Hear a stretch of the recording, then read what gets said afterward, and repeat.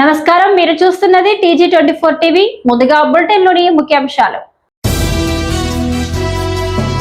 2 కేసులను ఛేదించిన మల్కాజ్గిరి పోలీసులు.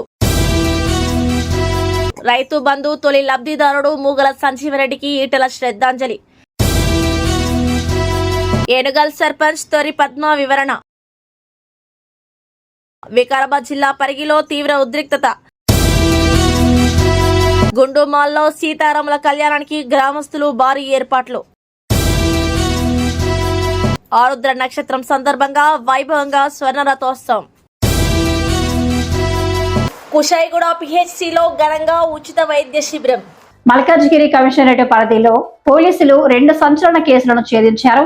జవహర్ నగర్ లో కన్న తల్లిని హత్య చేసిన కుమార్తె ఘటనతో పాటు కీసరలో నకిలీ పత్రాలతో భూములు కాజేయాలనుకున్న ముఠాను అరెస్టు చేశారు. బుధవారం మల్కాజ్గిరి జోన్ డీసీపీ శ్రీధర్ కేసుల వివరాలను వెల్లడించారు. కాకూర్ భరత్ నగర్ కు చెందిన 40 సంవత్సరాల అంజును ఆమె మైనర్ కుమార్తె ప్రియుడు మోంటి కుమార్ సింగ్ తో కలిసి పథకం ప్రకారం హత్య చేశారు. గత ఏడాది మే 12న ఇంట్లోనే కత్తితో పొడిచి చంపి మృతదేహాన్ని గుంతతో విపొడిచి సిమెంట్ తో కప్పివేశారు. అక్టోబర్ 2025లో అదృశ్యం కేసు నమోదు కావడంతో దర్యాప్తులో నిజం వెలుగులోకి వచ్చింది. నిందితులను అరెస్ట్ చేసి రిమాండ్ కు తరలించారు. అలాగే కీసర్లో భారీ భూ కబ్జా ముఠాను పోలీసులు అదుపులోకి తీసుకున్నారు. ఈ ముఠా ఖాళీ స్థలాలను లక్ష్యంగా చేసుకుని అసలు యజమానులు చనిపోయినట్లు నకిలీ డెత్ సర్టిఫికేట్లు సృష్టించి ఫోర్జరీ పత్రాలతో భూములను రిజిస్ట్రేషన్ చేస్తోంది.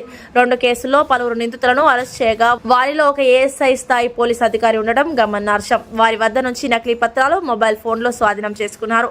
భూముల కొనుగోలు విషయంలో ప్రజలు అప్రమత్తంగా ఉండాలని, పత్రాలను పూర్తిగా పరిశీలించిన తర్వాతే లావాదేవీలు చేయాలని డీసీపీ సూచించారు. పరారీలో ఉన్న నిందితుల కోసం పోలీసులు గాలిస్తున్నారు.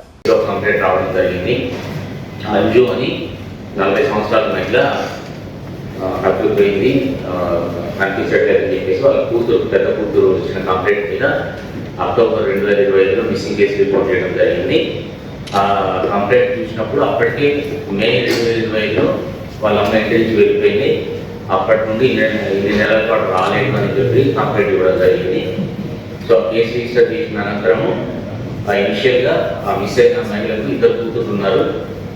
2 కూతురు కూడా ఆ అమ్మాయి ఒక్కటి ఉన్న ఇన్ఫ్లుయెన్స్ ఉంది అనేటటువంటి అనుమానం వ్యక్తం చేయడంతో అక్టోబర్లో రిజిస్ట్రేషన్ కేసులో అదే దిశగా జవహర్ నగర్ పోలీసులు దర్యాప్తు చేయడం జరిగింది.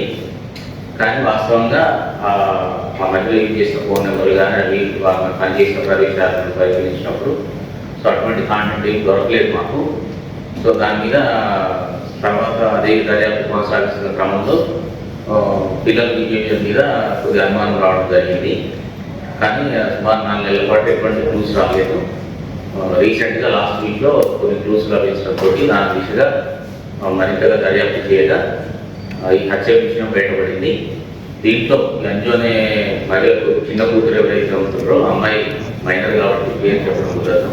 సో మైనర్ అమ్మాయికి సోషల్ మీడియా ద్వారా మాంటీ అనే అక్యూజ్డ్ అతనితో పరిచయం ఏర్పడింది. ఆ పరిచయం శారీరక సంబంధానికి దారి తీసింది. మైనర్ అమ్మాయి రావడంతో వాళ్ళ తల్లి ఇచ్చిన ఫిర్యాదు మేరకు 2024లోని జవహర్ నగర్ PSలో పోక్సో యాక్ట్ కేసు నమోదైంది అబ్బాయి మీద. దాని మీద అతను 50 రోజుల పాటు రిమాండ్ పోవడం జరిగింది. రిజిస్ట్రేషన్ బై ఇంపర్సనేషన్ అంటే ఒక వ్యక్తికి బదులు ఇంకో వ్యక్తిని పెట్టేసి రిజిస్ట్రేషన్ చేసుకొని దాని ద్వారా ప్లాట్లను అక్రమంగా గ్రాంట్ చేసే కేసులు 2 రిపోర్ట్ కావడం జరిగింది. దీంట్లో ఒక కేసులో రమాదేవి అనేటటువంటి కంప్లైంట్. దీనికి సంబంధించి ఏం జరిగిందంటే రమాదేవి ఆమె భర్త అప్పారావు ఇద్దరు వాళ్ళిద్దరు బ్రతికుండగానే వాళ్ళిద్దరికి డెత్ సర్టిఫికేట్లు అక్యూజ్డ్ పర్సన్స్ తెచ్చుకొని వాళ్ళకు ఒక అమ్మాయి ఉంటుంది. ఆ అమ్మాయి పేరు మానస. ఆ అమ్మాయి ప్లేస్లో కూడా ఇంకొక అమ్మాయిని దీప అనే అమ్మాయిని పెట్టేసి వీళ్ళిద్దరు చనిపోయారు, వీళ్ళ వారసురాలు ఈ దీప అని చెప్పేసి ఫ్యామిలీ సర్టిఫికేట్ కూడా దొంగ సర్టిఫికేట్ రూపొందించుకొని ఈ దొంగ సర్టిఫికేట్ ఫ్యామిలీ సర్టిఫికేట్ ఆధారంగా రిజిస్ట్రేషన్ ఏదైతే వాళ్ళకు ప్లాట్ ఉంటుందో ఆ ప్లాట్ పేపర్లు పోయినాయి. మా తల్లిదండ్రులు చనిపోయారు కాబట్టి నా పేరు మీద నేను ఒక్కరినే వారసురాలని అని చెప్పేసి ఈవెన్ రిజిస్టర్ ఆఫీస్ తీసుకెళ్తారు. ఏ జనరల్ అయితే రిజిస్టర్ ఆఫీస్లో చేయరు. కానీ ఏంటంటే రిజిస్టర్ ఆఫీస్ సిబ్బంది కూడా కొల్లుడయ్యే క్రమంలో వాళ్ళు కూడా కొల్లుడవుతారు. కొల్లుడైపోయి ఎవరైతే దీప అనే అమ్మాయి ఉంటుందో ఆ అమ్మాయి పేరు మీద రిజిస్ట్రేషన్ చేస్తారు. చేసినాక మళ్ళీ వీళ్ళు ఫర్దర్గా మళ్ళీ అమ్మాయి పేరు మీద ఉంటే రేపు ప్రాబ్లం అవుతుందని దీనికి లింక్ డాక్యుమెంట్ సృష్టించుకోవాలి. కాబట్టి వీళ్ళ మనుషులే ఒక ఇద్దరు ముగ్గురు పెట్టేసి 2-3 టైంలో రిజిస్ట్రేషన్ చేయడం జరుగుతుంది. సో దానికి సంబంధించి మాకు ఎవరైతే రమాదేవి అనే ఒరిజినల్ లేడీ ఉన్నదో ఆమెకు ఈ మధ్యకాలంలో ప్లాట్ అమ్ముదామనుకుంటారు ఫీల్డ్ మీకు వచ్చేసిన క్రమంలో ఈసీలో ఆమె తీసుకునేటప్పుడు ఈసీలో ఈ పేరు కనిపిస్తాడు. దాంతో ఆమె పోలీస్ స్టేషన్కి అప్రోచ్ కావడం జరుగుతుంది. దాని మీద 16వ తారీఖు మేము ఎఫ్ఐఆర్ చేయడం జరిగింది. ఎఫ్ఐఆర్ చేసి దర్యాప్తు చేసిన క్రమంలో దీంట్లో ఒక టీము వెంకట లింగం గౌడ్, ప్రవీణ్ రెడ్డి అనేటటువంటి ఇద్దరు టీం కూడా వీళ్ళది ఏంటంటే ఇదే పని, ప్లాట్లు ఎక్కడన్నా ఖాళీ ఉంటే చూసుకోవాలి, దాంట్లో నెట్లో సెర్చ్ చేస్తారు, 2 సంవత్సరాల కింద రిజిస్టర్ అయింది, సో ఫీల్డ్ మీద వాళ్ళు రాకుంటున్నారా, ఎక్కడో ఎవరైనా వచ్చిరా సమీప కాలంలో, ఈ మధ్య కాలంలో ఎవరు రాలేదంటే వీళ్ళు ఎక్కడో ఉన్నారు, లేదంటే అవుట్ ఆఫ్ కంట్రీ ఉండేసి ఇటువంటి అని చూసుకుంటారు. చూసుకొని అటువంటి ప్లాట్లను టార్గెట్ చేసి ఆ డాక్యుమెంట్ నెట్ నుంచి లేకపోతే రిజిస్టర్ ఆఫీస్ వాళ్ళకి పరిచయాల ద్వారా తీసుకొని దాంట్లో డూప్లికేట్ ఇట్లా తయారు చేసి ఆ ప్లాట్ నుంచి కబ్జా పెట్టేటటువంటి ల్యాండ్. దీంట్లో ఈ లింగంలో ఏదైతే ఉన్నారో ఆయన యాదాద్రి డిస్ట్రిక్ట్ లో మోటకొండూరులో ఏఎస్ఐగా పనిచేస్తున్నాడు, ఏఎస్ఐగా పనిచేస్తున్నాడు. ఈ ప్రవీణ్ రెడ్డి అనేతను ఇతను సపోర్ట్ చేస్తాడు, రియల్ ఎస్టేట్ బిజినెస్ చేసుకుంటా. సో వీళ్ళిద్దరు దీంట్లో మాస్టర్ మైండ్స్. వీళ్ళకు సపోర్ట్ చేసిన పర్సన్స్ అందరు కూడా కలిపి ఇంక్లూడింగ్ సబ్ రిజిస్ట్రార్ ఆఫీస్ సిబ్బందితో కలిపి మొత్తం 13 మంది అధికారులను గుర్తించడం జరిగింది. దీంట్లో ఈరోజు మేము 5గురిని ఇంక్లూడింగ్ దిస్ ఏఎస్ఐ 5గురిని రిమాండ్ చేస్తున్నాము. దీంట్లో సేమ్ టీచర్ కేసులో సెకండ్ కేసు వచ్చేసి దాంట్లో కంప్లైంట్ మాధురి అనేటటువంటి లేడీ. దీంట్లో ఏం జరుగుతుందంటే మాధురి అనేటటువంటి వాళ్ళ ఫాదర్ ఉంటాడు, ఆ ఫాదరు 2021 చనిపోతాడు. 2021 చనిపోయాక వీళ్ళకు టీచర్ దగ్గర ఒక ప్లాట్ ఉంటుంది, 265 ఎకరాలు. ఈ ప్లాట్ను 2025లో ఆయన డిప్యూటీడ్ చేసిండు అని చెప్పేసి అక్యూజ్ పర్సన్ ఇంకొక లేడీ మీద డాక్యుమెంట్ క్రియేట్ చేయడం జరుగుతుంది. హుజరాబాద్ నియోజకవర్గం ధర్మరాజుపల్లి గ్రామానికి చెందిన రైతు బంధు తొలి లబ్ధిదారుడు, అలాగే గ్రామ తొలి సర్పంచ్ గా సేవలు అందించిన మూగల సంజీవరెడ్డి ఇటీవల కాలంలో మృతి చెందారు. ఈ నేపథ్యంలో ఎంపీ ఈటెల రాజేందర్ ధర్మరాజుపల్లిలోని ఆయన నివాసానికి వెళ్లి సంజీవరెడ్డి చిత్రపటానికి పూలమాలలు వేసి ఘనంగా నివాళులర్పించారు. అనంతరం కుటుంబ సభ్యులను పరామర్శించి వారికి ధైర్యం చెప్పారు. గ్రామ అభివృద్ధికి సంజీవరెడ్డి చేసిన సేవలను ఈ సందర్భంగా ఈటెల రాజేందర్ స్మరించుకున్నారు.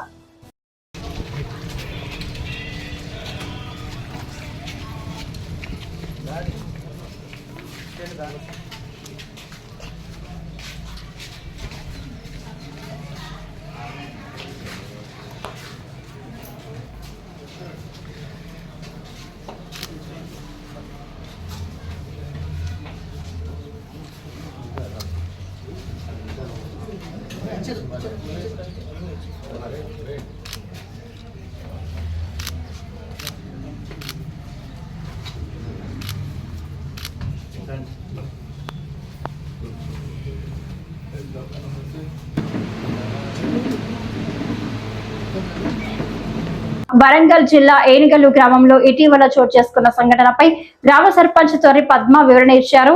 దన్మెట్టు ప్రాంతానికి చెందిన పురోహితులు గడ్డి మందు త్రాగిన ఘటనతో తనకు ఎలాంటి సంబంధం లేదని స్పష్టం చేశారు. అలాగే గతంలో దన్మెట్టు ప్రాంతంలో శ్రీరామనవమి ఉత్సవాలు నిర్వహించబడిన విషయం వాస్తవమేనని తెలిపారు.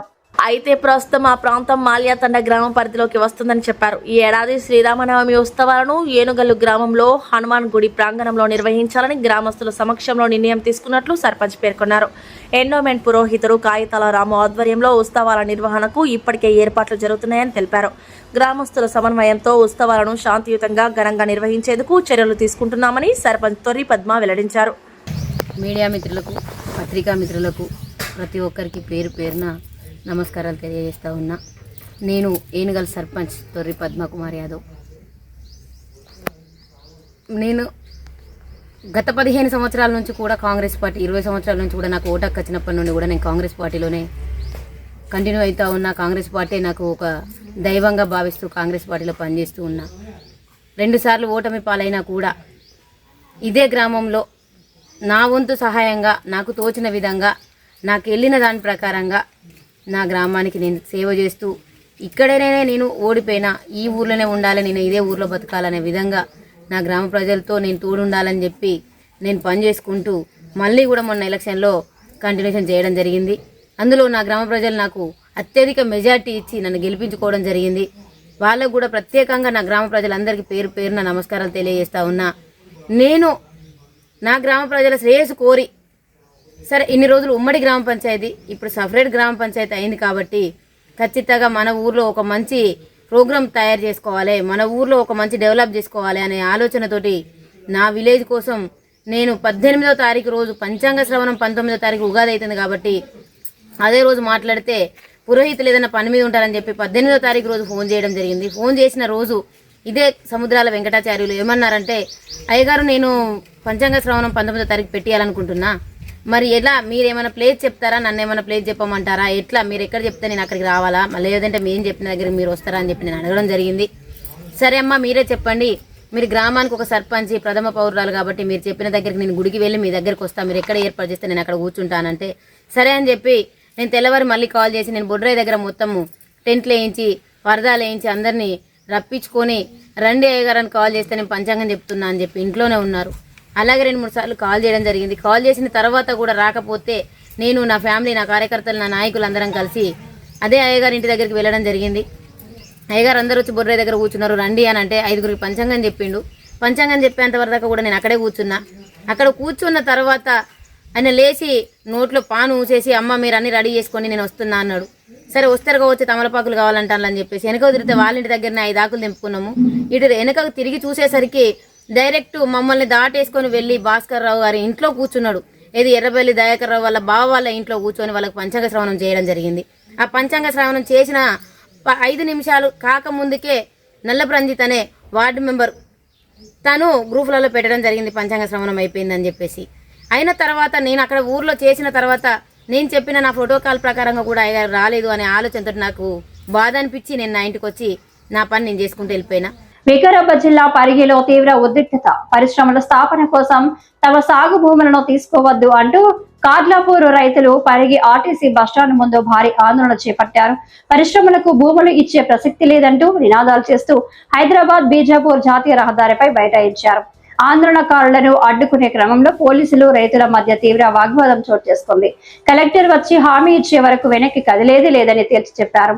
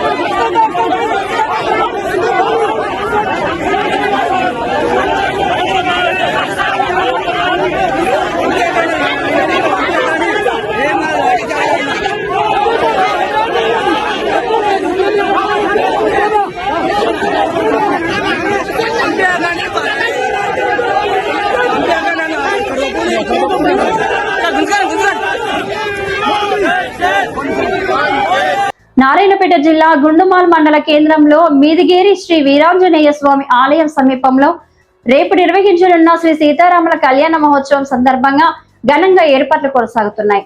గుండుమార్ గ్రామానికి చెందిన బీసీ ముదిరాజ్ నాయకులు, యువకులు, గ్రామ పెద్దలు ఒక యూనిట్ గా ఏర్పడి ముమ్మరంగా పనులు చేపట్టారు. కళ్యాణోత్సవం కోసం పచ్చని పందిరిని ఏర్పాటు చేస్తూ భక్తుల సౌకర్యార్థం కుర్చీలు, అన్నదానం కోసం ప్రత్యేక ఏర్పాట్లు చేస్తున్నారు. ఈ సందర్భంగా దడబాలప్ప మాట్లాడుతూ ప్రతి సంవత్సరం సీతారాముల కళ్యాణాన్ని సాంప్రదాయంగా నిర్వహిస్తూ వస్తున్నామని, గ్రామ ప్రజల సహకారంతో ఈ పవిత్ర కార్యక్రమాన్ని విజయవంతంగా నిర్వహిస్తున్నామని తెలిపారు. ఏకే ఫౌండర్ అంజయ్య యాదవ్ మాట్లాడుతూ లోక కళ్యాణం కోసం జరిగే ఈ మహోత్సవంలో తన వంతు సహకారం అందించడం ఆనందంగా ఉందని, ఇలాంటి కార్యక్రమాల్లో ముందుండి సేవ చేయడం తన అదృష్టంగా భావిస్తున్నానని పేర్కొన్నారు. ఈ కార్యక్రమం ఏర్పాట్లలో దడబాలప్ప, కొత్తపల్లి కృష్ణయ్య, బోయిని వెంకటయ్య, కురుమని అంజయ్య, కోటిక శ్రీనివాస్, పెట్టల దత్తు, పాతరి దస్తయ్య, సండ్రుగ భీమయ్య, కురుమని అనంతయ్య, అంగడి దస్తప్ప, చండేపల్లి రాములు, దోరేపల్లి ఆనంద్, లోకాయల కృష్ణయ్య, చాపలగూడెం రాములు, గుడిసె అంజలియ, పాతరి కృష్ణయ్య, సండ్రుగ వెంకటరాములు, మీదిగేరి శ్రీను, నిమ్మతోట్ల భీమయ్య, కురుమని చిన్న అంజయ్య, కోటిక భీమయ్య, ఎరుకలి కృష్ణయ్య, కురుమని దాస్తయ్య, దోరేపల్లి చిన్న ఆనంద్, ఫిరంగి శివయ్య, లంగరి ఎల్లయ్య తదితరులు పాల్గొన్నారు.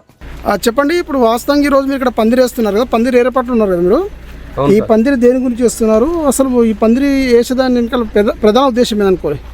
ప్రధాన ఉద్దేశం ఏదంటే, మేము ప్రతి సంవత్సరము శ్రీరామనవమి సందర్భంగా ప్రతి సంవత్సరము సీతారాముల కళ్యాణోత్సవం జరుపుతాము. కాబట్టి ఆ సందర్భంగా ఈ రోజు పందిరి వేయడం జరిగింది.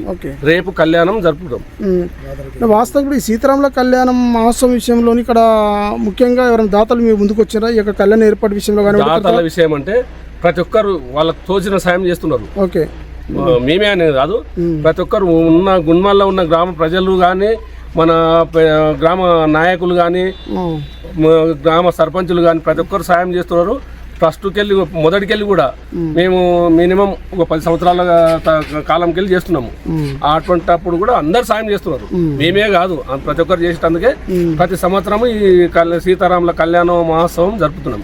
రేపు జరగబోయే కళ్యాణ మహోత్సవాన్ని ఏ విధంగా జరపాలనుకుంటున్నారు మీరు? కంప్లీట్గా ఊరు లోపల ఏ విధంగా మీరు సెలబ్రేషన్ చేస్తున్నారు? మేము అంటే ఇప్పుడు రాత్రికి మేము ఊరేగింపు, ఎదుర్కోళ్ళు అంటారు చూడు, మన పాత కాల సాంప్రదాయం లెక్కల అట్లా సీతాదేవిని మాత్రం మేము శ్రీ ఆంజనేయ స్వామిని ఆడ పోచమ్మకుంట గుడికాడ ఆడికెళ్ళి ఊరేగింపు, రేపు ఉదయము ఇక్కడ కళ్యాణ మహోత్సవం, ఆ తర్వాత అన్నదాన కార్యక్రమం. అంటే సుమారుగా రేపు ఈ కళ్యాణ మహోత్సవంలో ఎంతమంది పాల్గొనబోతున్నారు? కంప్లీట్గా ఊరు మొత్తం పార్టిసిపేట్ చేసే అవకాశం ఉంది ఇక్కడ? ఊరు మొత్తము కంప్లీట్ పార్టిసిపేషన్ అయ్యే అవకాశం ఉంది. ఖచ్చితంగా ఎత్తూరు వేరే ఊరికి వెళ్ళి, వేరే గ్రామాలకు వెళ్ళి కూడా వస్తారు. దానికి కూడా మొత్తం అన్నదాన కార్యక్రమం కూడా మినిమం ఒక 500 మంది వరకు అన్నదాన కార్యక్రమము చేయాలని ఆలోచన. చెప్పండి, మీరు ఏకే ఫౌండర్ వ్యవస్థాపకులుగా, అదేవిధంగా చైర్మన్గా మీరు రేపు జరగబోయేటటువంటి సీతారాముల కళ్యాణ మహోత్సవం విషయంలో మీ వంతు సహకారం ఎలా ఉంది? మీరు ఎలాంటి సాయం అందించబోతున్నారు ఈ యొక్క కార్యక్రమానికి? ఇది ప్రత్యేకించి నా సైడ్ నుంచి నేను ఒక్కడిని చేయడం అనేది కాకుండా, ఈ సీతారాముల కళ్యాణం అనేది ఏంటంటే లోక కళ్యాణం కోసం జరిగే కళ్యాణం కాబట్టి, సో ఏంటంటే ప్రజలందరూ కలిసి, అంటే ఒక గ్రామంలో ఉండే అన్ని కులాలకు మతాలకు అతీతంగా ప్రజలందరూ ఏకతాటి మీదకి వచ్చేసి సీతారాముల కళ్యాణాన్ని అంగరంగ వైభవంగా గత 10 సంవత్సరాలుగా ఇక్కడ చేయడం జరుగుతుంది. దాంట్లో భాగంగానే ఇప్పుడు ఈ సంవత్సరం కూడా ప్రతి సంవత్సరం లాగానే పెద్ద ఎత్తున జనాలందరూ పోగేసి, జనాలందరూ సపోర్ట్తోన పెద్ద ఎత్తున శ్రీరాముల కళ్యాణం, శ్రీ సీతారాముల కళ్యాణం చేయడం జరుగుతుంది. దాంట్లో నా వంతుగా నాకు ఎంత పాసిబుల్ ఉంటే అంతలో నేను కూడా సపోర్ట్ చేస్తూ అందరి సహకారంతోనే మన కళ్యాణం అంగరంగ వైభవంగా చేద్దామనే కాన్సెప్ట్తో మనం ఈరోజు పందిరేయడం జరిగింది. సో ఇందాక బాలప్ప గారు చెప్పినట్టు, సో సాయంత్రం మనము ఎదుర్కోవాలనే ప్రోగ్రామ్ని చేసుకుంటూ ఊరేగింపుగా తీసుకొస్తూ రేపు మార్నింగ్ కళ్యాణం అంగరంగ వైభవంగా చేద్దామనే కాన్సెప్ట్తో అందరం ఆలోచన చేసి ఈరోజు ఈ కార్యక్రమం మొదలు పెట్టడం జరిగింది. ఓకే, ఇప్పుడు సుమారుగా రేపు జరగబోయే కార్యక్రమానికి ఎంతమందికి అటెండ్ కావచ్చు అనుకోవచ్చు? ముఖ్యంగా గత 2-3 ఇయర్స్ నుంచి అయితే బాగా, అంటే పెద్ద మొత్తంలో మనం ఆల్మోస్ట్ 1000 నుంచి 2000 మంది దాకా ఆల్మోస్ట్ ఇక్కడ మనం రావడం జరుగుతుంది.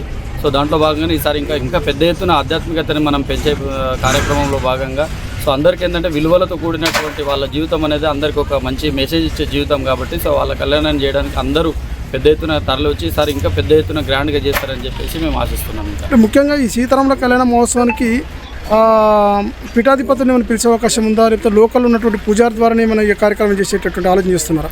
ప్రజెంట్ అయితే మనం లోకల్లో ఉండేటువంటి పూజారి గారితోనే మనం గత సాంప్రదాయంగా వస్తున్నాము. సో వారే మనకు మంచి చెడులో ఉంటున్నారు కాబట్టి ఇక్కడ ఉన్న పూజారి వారితోనే మనము సీతారాముల కళ్యాణము గ్రాండ్గా సెలబ్రేట్ చేయడం అయితే జరుగుతుంది. దాన్నే మనం కంటిన్యూ చేస్తున్నాం. ఇప్పుడు చివరగా సీతారాముల కళ్యాణ మహోత్సవం గురించి మీరు ఇవ్వబోయేటటువంటి మెసేజ్ ఏంటి ప్రధానంగా? ఒకటి ఏంటంటే లోక కళ్యాణం ఏంటంటే అందరికీ ఒక ఆదర్శవంతమైన జీవితాన్ని మనం మళ్ళీ ఒకసారి గుర్తు చేసే విధంగా ఈ కార్యక్రమం అనేది మనము సెలబ్రేట్ చేయడం జరుగుతుంది. దాన్ని మనం కంటిన్యూ చేద్దామనే ఉద్దేశంతోనే ఈ కాన్సెప్ట్ని మనము విజయవంతంగా చేసుకోవాలని చెప్పేసి అందరికీ మనం కోరుకోవడం జరుగుతుంది. ఆరుద్ర నక్షత్రాన్ని పురస్కరించుకొని శ్రీ స్వామి అమ్మవార్లకు స్వర్ణ రథోత్సవం నిర్వహించబడింది. ఆరుద్రోత్సవంలో భాగంగా ఈ రోజు వేకువజామున శ్రీ స్వామి వారికి మహాన్యాసపూర్వక ఏకాదశి రుద్రాభిషేకం, అన్నాభిషేకం, విశేష పూజలు నిర్వహించబడ్డాయి. రథారూఢులైన శ్రీ స్వామి అమ్మవార్లకు విశేష పూజలు జరిపించబడ్డాయి. భక్తుల శివనామస్మరణతో వేద మంత్రాల నడుమ ఉదయం 7:30 ఈ స్వర్ణ రథోత్సవం ప్రారంభమైంది.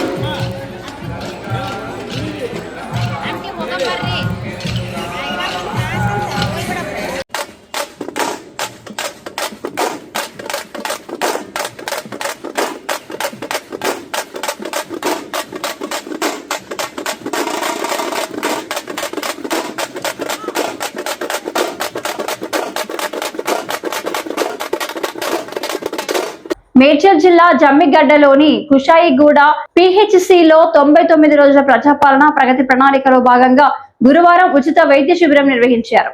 డాక్టర్ రమాదేవి పర్యవేక్షణలో జరిగిన ఈ శిబిరానికి మంచి స్పందన లభించింది. స్త్రీ ప్రసూతి, ఆర్థోపెడిక్, పిల్లల వైద్యం, కంటి, దంత వైద్య నిపుణులు పాల్గొని సేవలు అందించారు. ఉదయం 9 నుంచి మధ్యాహ్నం 1 వరకు జరిగిన శిబిరంలో మొత్తం 384 మందికి ఉచిత వైద్య పరీక్షలు చేసి మందులు పంపిణీ చేశారు. ప్రభుత్వం అందిస్తున్న వైద్య సేవలను ప్రజలు వినియోగించుకోవాలని వైద్యులు సూచించారు.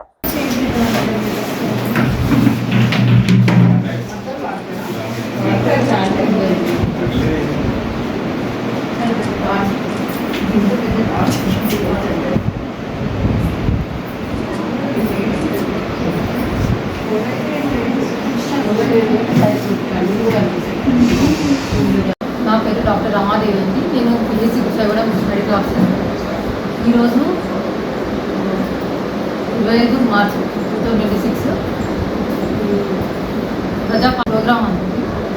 ఈ ప్రోగ్రాం కింద మన PHCలో ఈరోజు 9 to 1 o'clock వరకు స్పెషాలిటీ క్యాంప్స్ పెట్టడం జరిగింది. ఇందులో 6 స్పెషాలిటీ క్యాంప్స్ జరిగాయండి. Gynaec, paediatrician, general physician, orthopaedics, dental అందరూ రావడానికి ప్రజల స్పందన చాలా బాగుందండి. టోటల్ 384 పేషెంట్స్ వచ్చారు.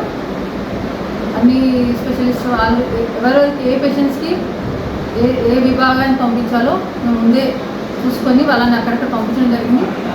ఆయా స్పెషలిస్ట్ వాళ్ళందరూ వాళ్ళకు సరైన ట్రీట్మెంట్ ఇచ్చి అవసరం ఉన్న వాళ్ళకి మల్కాజ్ ఏరియా హాస్పిటల్ కానీ గాంధీ కానీ ఉస్మానియాకి రిఫర్ చేయడం జరిగిందండి. వాళ్ళని మళ్ళీ మేము ఫాలోఅప్ చేసుకొని ట్రీట్మెంట్ పూర్తి చేస్తాము. మరిన్ని తాజా అప్డేట్స్ కోసం TG24 టీవీని చూస్తూనే ఉండండి.